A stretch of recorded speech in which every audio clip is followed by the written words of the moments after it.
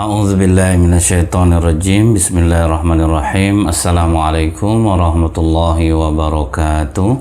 Innal hamdalillah nahmaduhu wa nasta'inuhu wa nastaghfiruh wa na'udzubillahi min syururi anfusina wa min sayyiati a'malina. May yahdihillahu fala mudhillalah wa may yudlil fala hadiyalah. Asyhadu an la ilaha illallah wahdahu la syarikalah wa asyhadu anna Muhammadan abduhu wa rasuluh. Allahumma sholli wa sallim wa barik ala hadzal nabiyil karim wa ala alihi wa sahbihi ajmain. Kaum muslimin muslimat di mana saja berada yang saya muliakan, yang semoga kita semua senantiasa dirahmati oleh Allah. Bersyukur kita kepada Allah dengan mengucapkan alhamdulillahirabbil alamin. Betapa banyak nikmat Allah yang Allah berikan kepada kita.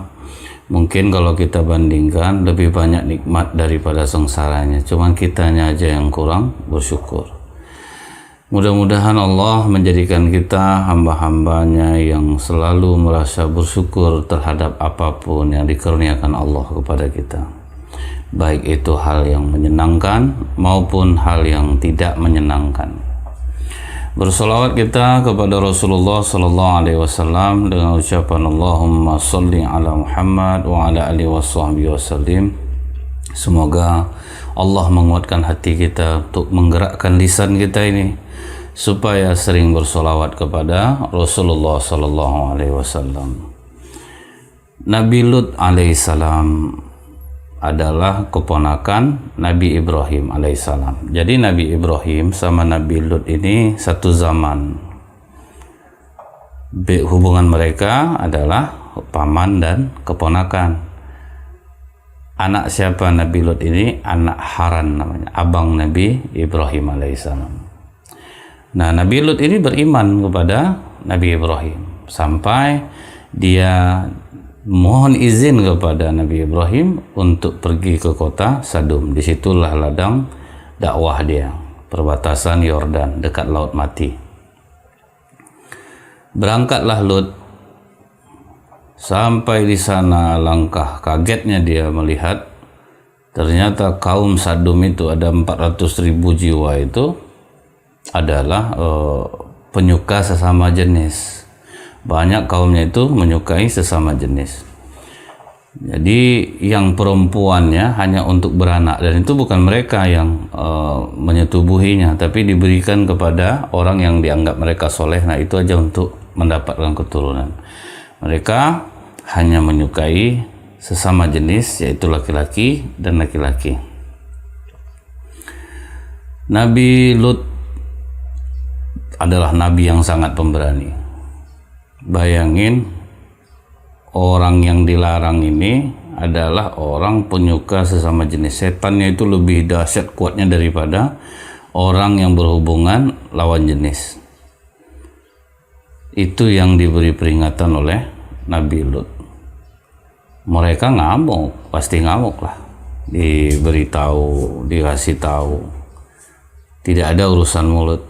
Gak usah kau ikut campur, lagian pula kau bukan orang terpandang di kalangan kami ini, yang harus kami dengarkan pula bicara kau.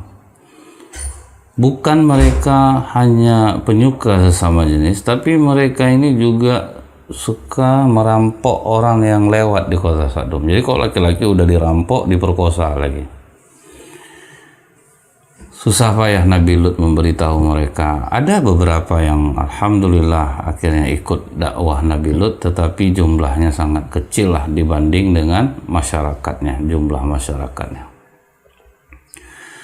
Tapi Nabi Lut selalu diselamatkan oleh Allah dari tipu daya mereka. Pokoknya Nabi Lut menyampaikan dakwahnya dengan lembut. Beberapa kali diberi peringatan, diancam dengan azab. Akhirnya mereka makin melawan kepada Nabi Lut. Datangkan aja azab tuh kepada kami Lut. Kami tidak takut dengan azab yang kau ancamkan itu. Nabi Lut diam-diam itu buka pengajian di rumah. Nah, maksudnya ini diam-diam ini apa? Supaya selamat. Ada orang yang belajar ngaji pergi ke rumah Nabi Lut, aman, bisa mengendap-endap. Itu cara yang dipakai Nabi Lut agar tidak ketahuan kaumnya. Tapi ternyata setiap kali ada orang yang ngaji ke rumah Nabi Lut, pulangnya diperkosa. Tetap ketahuan. Nabi Lut tidak tahu bahwa istrinya sendiri yang telah berkhianat kepadanya. Awalnya istrinya ini baik orangnya, bersyukur dia terhadap apa yang diberikan Allah kepada Nabi Lut. Yang membuat dia berubah itu adalah godaan harta dunia. Kaum Nabi Lut ini kan udah kehabisan stok nih, nggak ada lagi orang lewat kota Sadum, jadi tidak ada dapat laki-laki.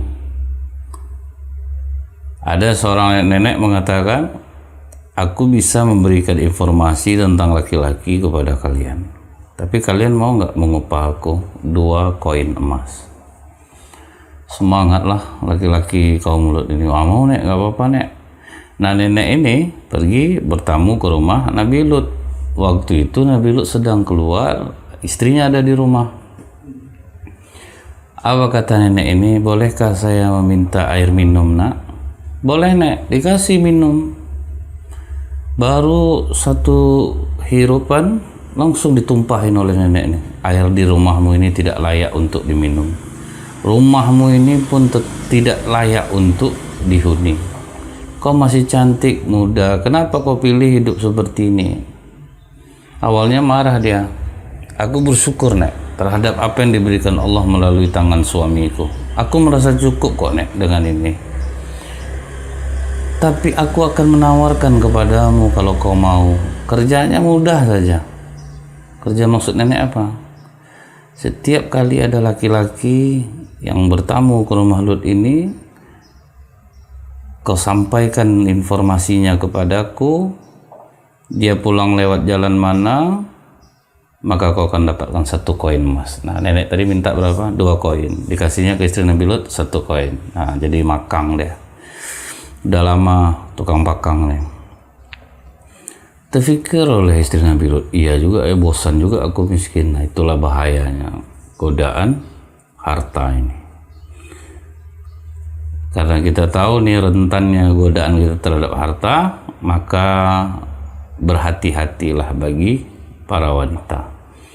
Jangan karena merasa hidup kekurangan akhirnya putus asa bermaksiat kepada Allah dengan cara mencari jalan lain yang salah untuk mendapatkan harta dunia. Dia tidak berzina, tapi dicarinya pekerjaan yang salah, dia khianati suaminya. Jadi setiap kali ada orang yang ke rumah Lut, dia nanti nyampaikan informasi ke nenek ini. Nah, karena kaum Lut ini tidak ada rasanya mau lagi untuk diperingati, mereka malah mengolok-olok Nabi Lut. Kapan perlu datangkanlah azab. Akhirnya waktu itu akan tiba. Malaikat Mikail, malaikat Jibril, malaikat Israfil sebelum pergi ke kota Sadum, mereka singgah dulu ke rumah Nabi Ibrahim alaihissalam. Sampai di rumah Nabi Ibrahim mereka bertamu. Untuk menghargai tamunya, Nabi Ibrahim memasak daging sapi panggang. Dia memuliakan tamu, kasih makan yang enak, itu maksudnya. Jangan kasih makanan biasa kalau tamu datang, kasih makanan yang istimewa. Kadang anak-anak bangga betul ya, syukur ada tamu di rumah ini. Kenapa? Perbaikan gizi kami di rumah kalau ada tamu tuh. Nah itulah doa-doalah sering datang tamu ke rumah. Selain berkah, memurahkan rezeki juga. Kasih makanan yang terbaik. Dihidangkan oleh Siti Sarah. Tapi mulai curiga Nabi Ibrahim. Kalau kita lihat dalam surah Hud ayat 70, falamma ra'a aydiyahum la tasilu ilaihi nakirahum wa aujasa minhum khifah. Ketika dilihatnya tangan mereka tidak menjamahnya makanan itu, akhirnya Nabi Ibrahim merasa curiga dan merasa takut kepada mereka. Ini gimana nggak takut selama duduk nggak makan nggak minum ya? Malaikat malah makan malah minum. Tapi malaikat belum mengatakan bahwa mereka adalah Jibril, Mikail, Israfil. Maka katanya, la takhaf, jangan takut, inna ursilna ila qaumil Lut. Jangan takut, sesungguhnya kami diutus kepada kaum Lut. Setelah itu, apa kata malaikat Jibril? Kami datang kemari ini, Ibrahim juga memberi kabar gembira bahwa istrimu Sarah akan melahirkan anak yang diberi nama Ishak, dan dari Ishak ini akan lahir Yakub. Waduh, tersenyum Siti Sarah. Tapi bingung juga dia, apa mungkin aku udah setua ini, umur sudah 90-an tahun. Nabi Ibrahim sudah 100-an tahun. Apa mungkin aku akan melahirkan? Kata malaikat Jibril, tidak ada yang tidak mungkin bagi Allah. Kalau Allah berkehendak, Allah tinggal mengatakan kun, jadilah, maka jadilah. Di situ senang hati Siti Sarah. Makanya nenek hati-hati, nek nikah udah tua, jangan dikira bisa punya anak kalau Allah berkehendak. Punya anak nih Siti Sarah 90 tahun punya anak. Tapi terbukti ada nenek umur 71 tahun melahirkan bayi pada saat ini. Jadi tidak ada yang tidak mungkin bagi Allah. Di zaman dulu bisa, kadang di zaman sekarang pun Allah membuktikannya. Terserah kepada Allah saja. Nabi Ibrahim karena seorang yang penyabar dan penyantun, dia katakan kepada malaikat-malaikat ini, apa tidak bisa ditunda dululah hukum untuk Nabi Lut? Kasihan, masalah di situ kan ada Lut juga. Kayak kata Allah, inna Ibrahim la halimun awwatum munib. Ibrahim sungguh penyantun, lembut hati dan suka kembali kepada Allah. Di situ kan ada Lut. Kata malaikat, jangan khawatirlah Ibrahim, kami akan menyelamatkan orang-orang beriman dari sana. Jadi kadang ada, kalau Allah menimpakan azab, itu tidak mengenai orang-orang beriman. Allah hanya kalau ingin mengazab, dia hanya mengazab orang kafir. Jadi tenang Ibrahim, kami akan selamatkan Lut. Ketiga malaikat ini baru berangkat ke kota Sadum. Sebelumnya mereka menyamar menjadi pemuda-pemuda yang gagah tampan. Sampai di kampung Sadum, ketemulah anak Nabi Lut sedang mengambil air. Anak Nabi Lut ini dua orang perempuan, satu namanya Raisa, Raisa itu nama anak Nabi Lut tuh. Satu lagi Zagrata. Mereka anak-anak yang baik. Mereka putri Nabi Lut yang baik. Ditanya oleh para malaikat ini, kami ingin ke rumah Nabi Lut di mana ya? Takut perempuan ini. Kalian datang tidak pada waktu yang tepat. Tahukah kalian kaum kami ini menyukai laki-laki? Tunggu di sini sebentar. Kami takut kau diketemukan oleh mereka. Tunggu di sini. Anak Nabi Lut pulang ke rumah. Ayah, ada 3 orang laki-laki yang mencarimu. Belum pernah aku melihat wajah setampan mereka. Waduh, ketakutan Nabi Lut. Waduh, gawat ini. Kalau sempat ketemu dengan kaum kita, mampuslah. Mereka akan diperkosa, akan dibunuh.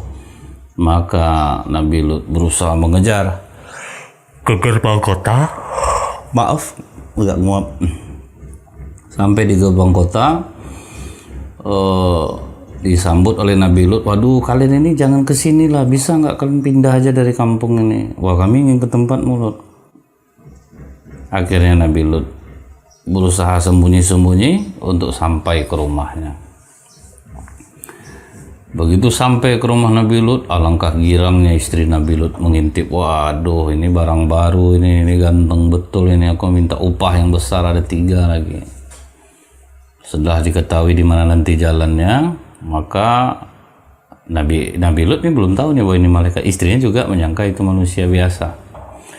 Istrinya pergi ke tempat nenek ini, mengatakan, "Nek, ada barang bagus nih, 3 orang laki-laki tampan. Dan ini aku mau menginformasikan jalannya, asal aku dikasih 2.